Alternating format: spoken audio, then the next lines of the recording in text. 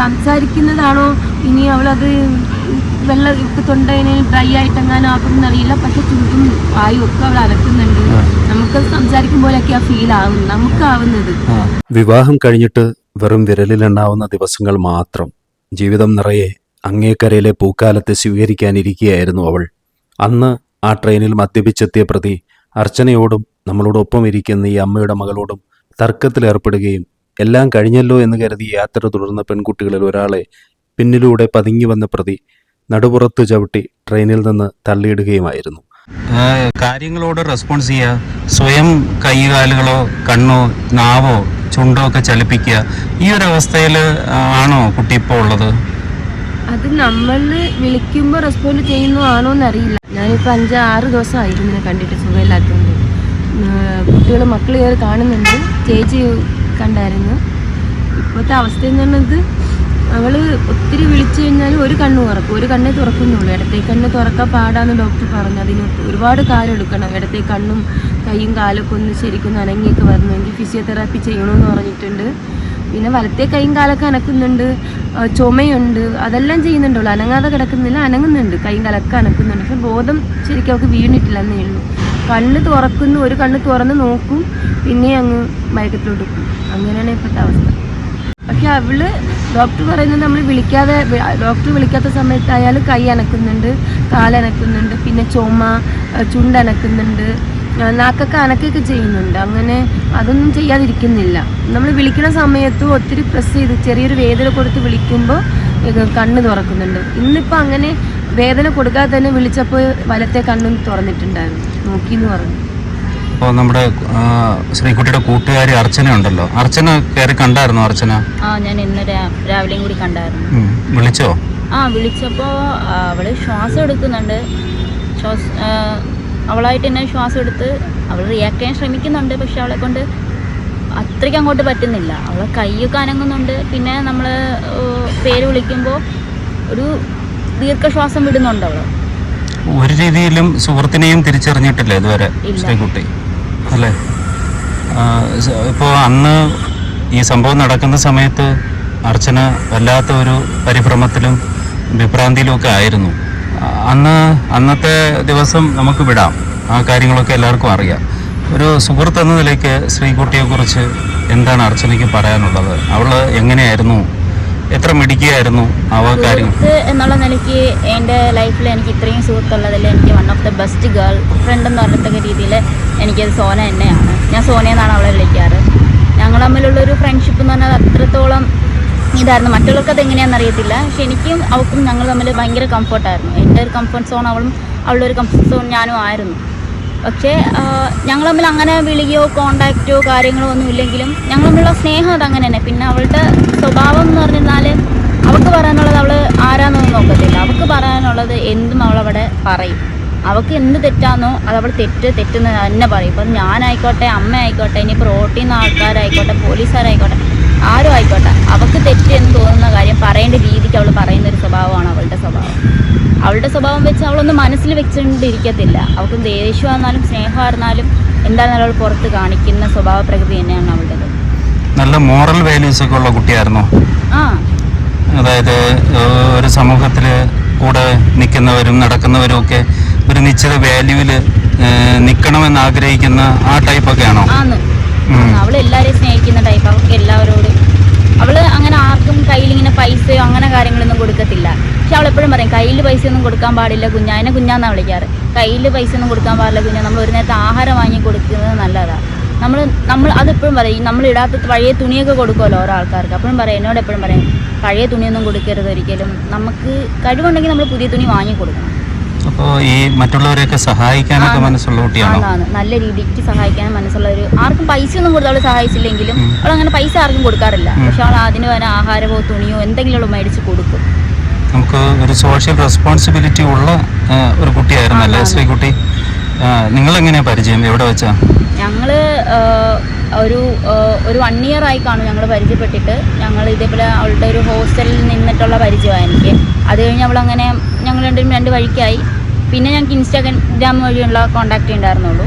അത് കഴിഞ്ഞ് ഇൻസ്റ്റഗ്രാമിൽ നിന്ന് പിന്നെ അവൾ കോൺടാക്റ്റ് അവൾ ട്രിവാൻഡ്രത്ത് വന്നു. അങ്ങനെ ഞങ്ങൾ പിന്നെയും കണ്ടു, പിന്നെ അങ്ങനെ കോൺടാക്ട് ചെയ്യുക, അങ്ങനെയാണ്. അന്നൊരു യാത്ര എങ്ങനെയായിരുന്നു പ്ലാൻ ചെയ്തത്? അന്ന് ഒരു യാത്ര പ്ലാൻ ചെയ്തെന്ന് വെച്ചാൽ അവളിവിടെ പാലോട് ഉണ്ടായിരുന്ന സമയത്ത് ഇവളെന്നോട് ചോദിച്ചേടി ഞാൻ നീ ഇതേപോലെ തിരിച്ച് പോകുന്ന ടൈമിൽ ഞാനും നീ വരുന്നുണ്ടോ എൻ്റെ കൂടെ? ഞാനവിടെ ഒറ്റയ്ക്ക്. അപ്പം ഞാനും വരാം. അങ്ങനെ ഞങ്ങൾ അങ്ങനെ അവളുടെ ഹസ്ബൻഡിൻ്റെ വീട്ടിൽ പോയിട്ട് തിരിച്ച് ഇവിടെ അമ്മയുടെ വീട്ടിൽ വരുന്ന വഴിക്കായിരുന്നു.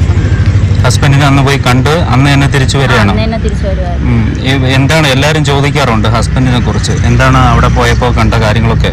ഞാൻ അവിടെ പോയപ്പോൾ എന്തായാലും ചേട്ടനെ കണ്ടിട്ടുണ്ടായിരുന്നില്ല. കണ്ടില്ല. അപ്പോൾ ശ്രീകുട്ടി പറഞ്ഞത് സുഖമില്ലാതെ കിടക്കുകയാണ്. ശ്രീകുട്ടി അന്ന് ഹാപ്പി ആയിരുന്നോ ഇങ്ങോട്ടുള്ള യാത്രയിലൊക്കെ? അവള് ഭയങ്കര ഹാപ്പി ആയിരുന്നു. അവള് വന്ന സമയത്ത് പറഞ്ഞാലും അവൾക്ക് ഇവിടെ വന്നിട്ട് അന്ന് രാത്രി ഇവിടെ ഒരു 10-11 മണിയാവും ട്രെയിൻ എത്താനായിട്ട്. അപ്പോൾ എൻ്റെ അടുത്ത് അങ്ങ് പാലോട് വരെ ബസ്സിന് പോകണ്ടല്ലോ എന്ന് വിചാരിച്ചിട്ടുള്ള കുഞ്ഞാ നീ നിൻ്റെ അമ്മേനെ വിളിക്കുക, ഞാൻ അമ്മേൻ്റെ കൂടെ പോയി നിൽക്കാം, എൻ്റെ വീട്ടിൽ നിൽക്കാം. അവൾക്ക് എൻ്റെ വീട്ടിൽ എൻ്റെ അമ്മേനെ, എൻ്റെ മാമനെ, എൻ്റെ അനിയത്തിയൊക്കെ ഭയങ്കര ഇഷ്ടമാണ്. അപ്പോൾ അവൾക്ക് അവളുടെ ഭയങ്കര ഹാപ്പി അവളവിടെ. അപ്പം അങ്ങനെ നിൽക്കാം, എടി ഞാൻ അവിടെ നിൽക്കാം. അങ്ങനെ ഞാൻ എൻ്റെ അമ്മയെ ഫോൺ എടുത്ത് കോൾ ചെയ്യുന്ന ടൈമിലായിരുന്നു ഈ പ്രശ്നങ്ങളൊക്കെ. ഓ അത് ശരി. അന്ന് ട്രെയിൻ നല്ല തിരക്കിലായിരുന്നോ? അത്യാവശ്യം തിരക്കൊന്നും ഇല്ലായിരുന്നു. ഞങ്ങളൊരു SLR കോച്ചിലായിരുന്നു. അപ്പോൾ ഇയാള് വന്ന് കയറിയ ഉടനെ ഈ ഉപദ്രവത്തിലേക്ക് പോകുമെന്ന് ഒരിക്കലും പ്രതീക്ഷിച്ചിരുന്നില്ല. പക്ഷേ ശ്രീകുട്ടി എന്നോട് പറഞ്ഞിട്ടുണ്ടായിരുന്നു ഇതേപോലെ അവൾക്ക് ഭയങ്കരമായിട്ട് ഒരു അൺകംഫർട്ടബിൾ ഫീൽ ചെയ്യുന്നുണ്ട്, ഇയാൾ വളരെ മോശമായിട്ട് നോക്കുന്നുണ്ട്. ഇയാളോട് പറഞ്ഞിട്ടുണ്ടായിരുന്നു ഇയാൾ സിഗരറ്റ് വലിക്കുന്നത് അടുത്ത് നിന്ന് വലിക്കരുത് എന്ന് പറഞ്ഞിട്ടുണ്ടായിരുന്നു. അപ്പോൾ അയാൾ അതൊന്നും മൈൻഡ് ചെയ്തില്ല. ഇവിടെ ഇരുന്ന് വലിക്കാതിരുന്ന അയാൾ പോലീസൊക്കെ കംപ്ലയിൻറ്റ് ചെയ്യുന്നു. പക്ഷേ ഇതൊന്നും ഞാൻ അറിയുന്നുണ്ടായിരുന്നില്ല. പക്ഷേ ഇവള് എൻ്റെ അടുത്ത് വന്നിരിക്കുന്ന ആ ടൈമിൽ എന്നോട് പറയുന്നുണ്ട് എനിക്ക് അവിടെ ഒരു ചെറിയൊരു അൺകംഫർട്ടബിൾ ഫീൽ ചെയ്തു എന്നോട് പറഞ്ഞു.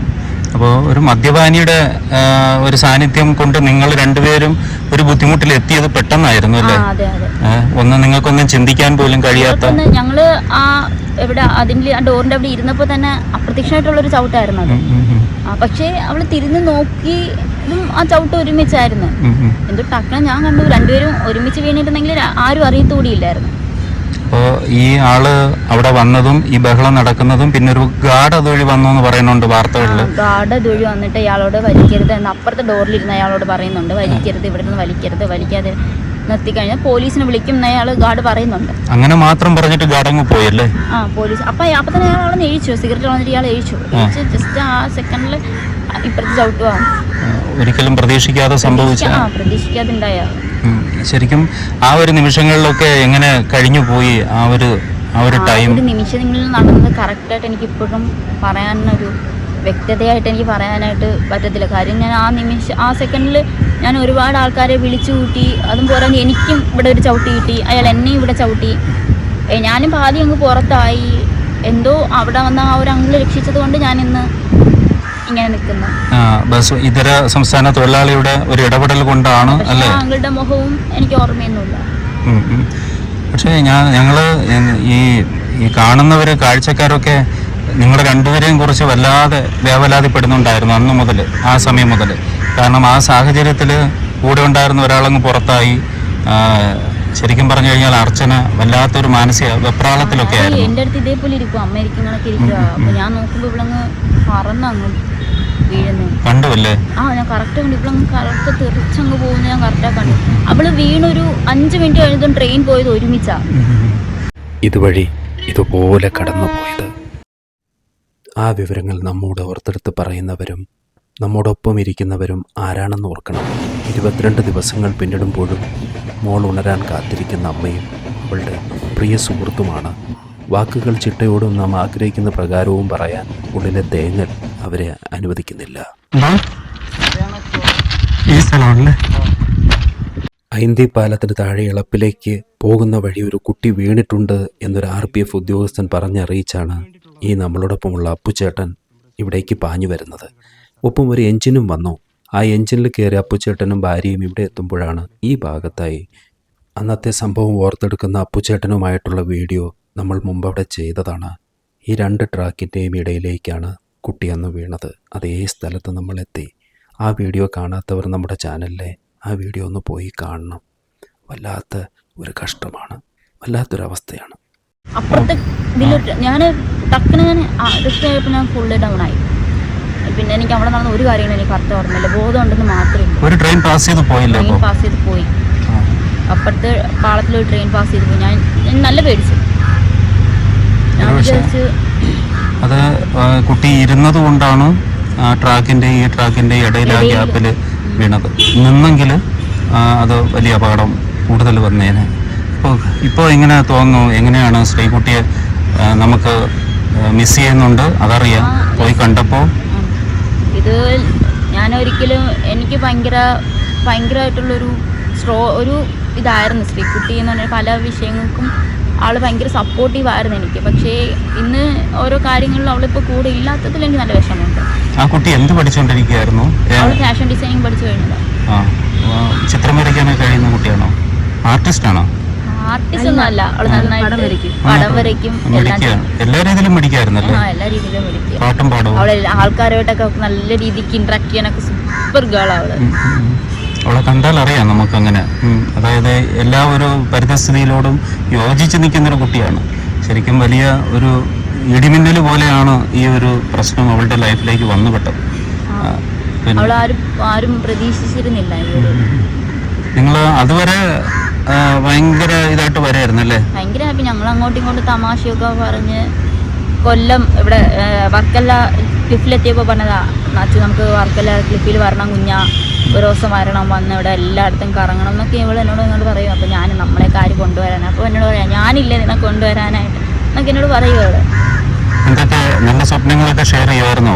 അവളുടെ ലൈഫിൽ അവൾ എന്ത് നടന്നാലും അവൾ എന്നോട് പറയും. എന്ത് നടന്നാലും കുഞ്ഞാ ഇതേപോലെയാണെന്ന് എന്നെ വിളിച്ചു. അത് ഞങ്ങള് സ്നേഹത്തിനുള്ളിൽ ഞങ്ങളങ്ങനെ വിളിക്കുന്നയാ. അങ്ങനെ വേറെ പേരെന്തെങ്കിലും ഉണ്ടോ? ഇല്ല, എന്നെ മിക്കവരും അച്ചു എന്നാ വിളിക്കാറ്. പക്ഷെ അവളെ അച്ചു എന്നല്ല, അവളെ കുഞ്ഞാന്നാ വിളിക്കാറ്. ഞാനും തിരിച്ചവളെ കുഞ്ഞാന്നാ വിളിക്കാറ്. തിരിച്ചവളെ എന്താ വിളിക്കുന്നത്? കുഞ്ഞാന്ന് തന്നെ വിളിക്കാറ്. തിരിച്ചും? അത് ശരി. അങ്ങനെ വളരെ റയറായിട്ടുള്ള സൗഹൃദമായിരുന്നു ആ കുട്ടിയോടുള്ളത്. ഏജ് ഡിഫറൻസ് ഉണ്ടോ? Same age. Okay okay. എന്തായാലും നമുക്ക് ഇന്നത്തെ കാര്യങ്ങൾ അമ്മയുടെ ഭാഗത്തുനിന്ന് കേട്ടപ്പോൾ എനിക്കും വലിയ മനസ്സമാനമുണ്ട്. മുമ്പ് അങ്ങനെ അല്ലായിരുന്നു. ഇപ്പോൾ ചെറിയൊരു ഉണർവിലേക്ക് സ്വമേധയാ വരുന്നുണ്ട്. എനിക്ക് തോന്നുന്നു റൈറ്റ് സൈഡാണ് കൂടുതലും ആക്റ്റീവായിരിക്കുന്നത് ഇപ്പോൾ, അല്ലേ? കണ്ണ് തുറക്കുന്നതും കൈയെടുക്കുന്നതും ഒക്കെ. അങ്ങനെ ചുമക്കുന്നു, അങ്ങനെ ഉണ്ടല്ലോ? ചുമക്കുന്ന ഡോക്ടർ പറഞ്ഞു ചുമക്കുന്ന നല്ല ഇതാണെന്ന് പറഞ്ഞു. കാരണം അവള് കൈയും കാലൊക്കെ അനക്കുകയും ചുമക്കുകയൊക്കെ ചെയ്യണം. ഒന്നും ചെയ്യാതിരിക്കുന്നതാണ് പ്രശ്നം. അതെ. പിന്നെ കോട്ടുവാ പോലെ കോട്ടുവാ ഇടുന്നുണ്ട്. പിന്നെ സംസാരിക്കുന്നതാണോ ഇനി അവളത് വെള്ളം തൊണ്ടയിന് ഡ്രൈ ആയിട്ടെങ്ങാനും ആക്കുമെന്ന് അറിയില്ല. പക്ഷെ ചുണ്ടും വായും ഒക്കെ അവൾ അലക്കുന്നുണ്ട്. നമുക്ക് സംസാരിക്കും പോലെയൊക്കെ ആ ഫീൽ ആവുന്നു, നമുക്കാവുന്നത്. പക്ഷെ അവള് ഉള്ളിൻ്റെ ഉള്ളിൽ അവൾക്ക് നല്ല ബോധമുണ്ട്. അത് പുറമേ അവൾക്കത് പറ്റുന്നില്ല. ആ ഒരു ക്ഷതത്തിൻ്റെ തലച്ചോറിനെ തിരിയിട്ടിയതിൻ്റെ ഡോക്ടറെല്ലാം ഇപ്പോഴും പറയുന്നുണ്ട് അത് ഒരുപാട് നാളെടുക്കുമെന്ന് പറയുന്നുണ്ട്. അപ്പോൾ നമ്മുടെ കുട്ടി കോമ സ്റ്റേജ് അല്ല. ആൾക്കാർ സ്വാഭാവികമായിട്ട് അങ്ങനെ ചിന്തിക്കുന്നവരുണ്ടായിരുന്നു. അവൾ അങ്ങനെയല്ല, ആ സ്റ്റേജിലുള്ളവളല്ല ഇപ്പോൾ. കാരണം കോൺഷ്യസ് ഉണ്ട്, പകരം സെൻസസ് കാര്യമായിട്ട് വർക്ക് ആവില്ല. സെൻസസും ഇമോഷൻസും അതാണ്, അത് മാത്രമാണ് ഇപ്പോൾ പ്രശ്നമായിട്ടിരിക്കുന്നത്. പക്ഷെ അവളുടെ ക്യാരക്ടർ അനുസരിച്ച് അവൾ ഒന്നിനും ഇങ്ങനെ കീഴ്പ്പെടുന്ന് കൊടുക്കുന്ന ടൈപ്പ് അല്ല. അവള് കയറി വരും, അവൾ പെട്ടെന്ന് തന്നെ അവൾക്ക് എന്തെങ്കിലും വയ്യെങ്കിലും നമ്മൾക്ക് ആശുപത്രി പോയി അത് ചികിത്സിച്ചത് മാറുന്നല്ലേ. ഇവിടെ അങ്ങനെയല്ല. ഇവിടെ സ്വയമായിട്ട് അതിനെ റിക്കവർ ചെയ്ത് വരാൻ അവളായിട്ട് ശ്രമിക്കും. എന്ത് അസുഖം വന്നാലും കിടക്കില്ല, അങ്ങനെ ആശുപത്രിയിലും പോകത്തില്ല. അവള് മരുന്നുണ്ടെങ്കിൽ അതും കഴിച്ചുകൊണ്ട് ഇങ്ങനെ അങ്ങനെ കിടന്നുള്ള ഒരിതും അവളെ ലൈഫിൽ. അങ്ങനെ ഒരു തവണ ഞാൻ പറഞ്ഞു, അവളൊരിക്കൽ വീണായിരുന്നു. വീണ സമയത്ത് പോലും വീണിട്ട് അവള് ഇരിക്കുന്ന ഈ 4ാമത്തെ നിലയുടെ, ഞാൻ താമസിച്ച ബിൽഡിംഗ്. പണ്ടൊരിക്കൽ ബാംഗ്ലൂര് 4ാമത്തെ നിലയുടെ ബാൽക്കണിയിൽ ഇരിക്കുന്ന സമയത്ത് ഇതുപോലൊരു ദുർനിമിത്തം ആ കുട്ടിയുടെ ജീവിതത്തിലേക്ക് വന്നതായി അമ്മ പറഞ്ഞു. അത് ഈ വീഡിയോയിൽ ഞാൻ ഉൾപ്പെടുത്തുന്നില്ല, കാരണം വളരെയധികം ലെങ്തായി പോകും. ഒന്നേ പറയാനുള്ളൂ, ഈ ജീവിതം ഒരു ഓർമ്മപ്പെടുത്തലാണ്. ലഹരിക്ക് അടിമപ്പെട്ടവരോട് ഇടപെടുമ്പോൾ സൂക്ഷിക്കണം. അതൊരു പേ പിടിച്ച തെരുവ് നായ പോലെ ഭയാനകമായ ഒരു മാനസികാവസ്ഥയാണ് ലഹരി. എന്തും ചെയ്യാൻ അവർ മടിക്കില്ല. സൂക്ഷിക്കണേ. എന്തായാലും അടുത്ത വീഡിയോയിൽ അവരുടെ വിശേഷങ്ങൾ കൂടുതൽ ചോദിച്ചറിയാം.